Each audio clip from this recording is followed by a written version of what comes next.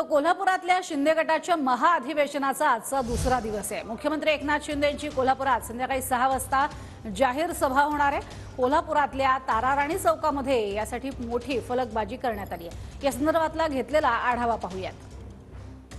महाराष्ट्राचे मुख्यमंत्री एकनाथ शिंदे यांच्या नेतृत्वात कोल्हापुरात आज जाहीर सभा होत आहे। संध्याकाळी 6 वाजता गांधी मैदान या ठिकाणी या सभेचं आयोजन करण्यात आलेलं आहे आणि हजारोच्या संख्येने शिवसैनिक उपस्थित राहतील असं सुद्धा बोललं जात आहे।